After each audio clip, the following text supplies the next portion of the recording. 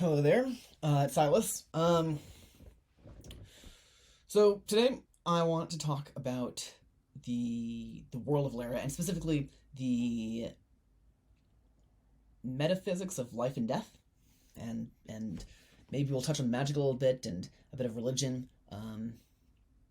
but really the life and death parts of it. And this is because I think this is one interesting topic for any lore and world that you're working on. It's kind of complicated because if you want stuff interacting with it, you don't want it to all make sense. And this is a system and a bit of lore that I've been working on for a while. And it's not perfect yet at all, but it's a system I've been running with for a while, and I think it's pretty cool, so I want to share it. The idea is that at everyone's,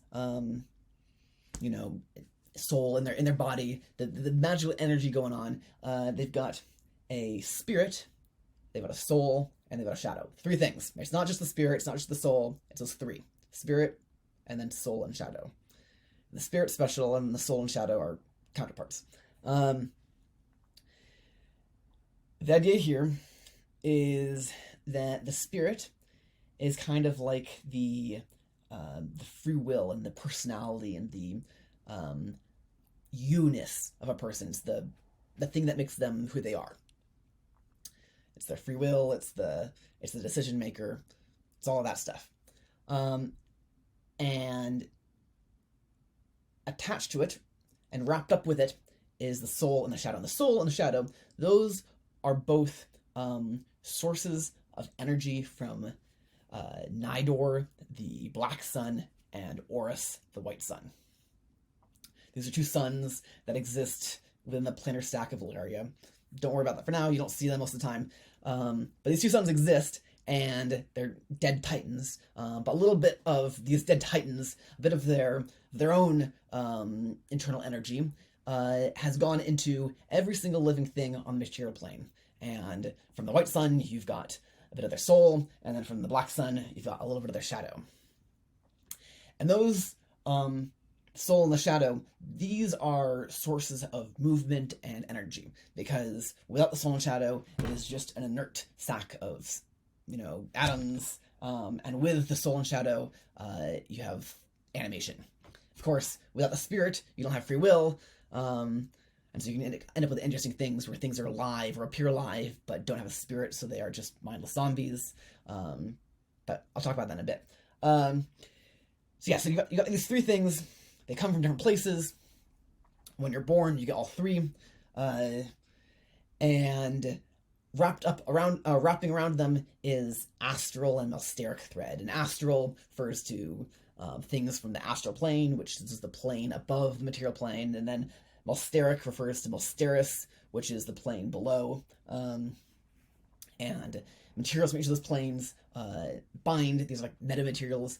Are like thread. They bind the soul, shadow, and spirit together because the soul wants to escape back to Horus, the shadow wants to escape back to Nidus, these are the suns, and your spirit wants to flip to the opposite side of the material plane. But with the thread all binding them together, they all kind of are stuck, and their most stable point is on the material plane. Of course, if that thread gets snipped, they all escape back to their home planes, and you die. You're no longer alive, your soul disappears, and your shadow disappears, so you no longer move, and your spirit is gone, you no longer have free will, you no longer have a humanness, you no longer exist. So yeah, they're all wrapped up together. Some more on these other planes, just to make this hopefully make a little bit more sense. There's a material plane, there's a plane above it, and there's a plane below it. And then each one of these planes has a flip side of it. And so imagine three stacks of paper all on top of each other, and there's the top half of the plane, and then there's the bottom half of the plane. The bottom half of the plane can look completely different than the top half of the plane. And they call it a planar stack because all three of these planes are layered on top of each other, so you can have effects where you can see through, one plane into another, and it has that slight effects, but most of the effects are kind of blocked because it's across different planes.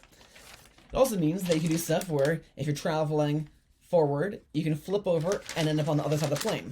And that's what happens in Alaria. If you go to the very edge of the map and walk off the side, you usually end up on the other side of the plane. And if you keep walking past that, you end up again on the other side. And so you can keep on going around and around and around. So you still have the same effects as a globe, but this time you're switching from one plane to another, to another, to another. When you die, because your spirit came from, it's called Celesta, there's an E at the end, Celesta.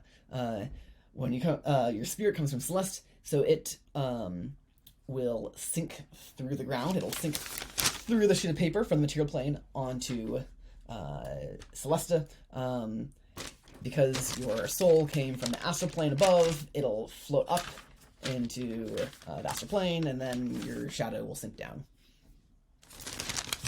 So that's how life and death works. Kind of. That's like an overview. It does mean some cool things happen. One,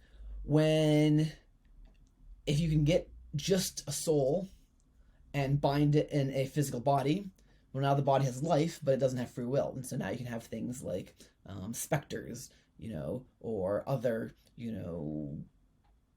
animated things that maybe could kind of essentially just be zombies to a controller.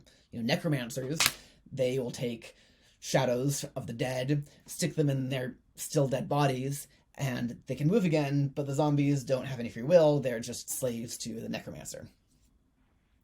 If the shadow is somehow trapped on the material plane but doesn't have a body, well, now you've got what do they call them? Can't remember. But for a soul that's trapped in the material plane, you'd call them a ghost. It's not a physical thing. It's just an energy kind of moving around. It doesn't have any free will. It's just the source of energy, and maybe there's still some left over personality of the thing or shape of that thing, but really it's just the energy, and they're kind of a mindless, moving source of energy through the world. They're ghost.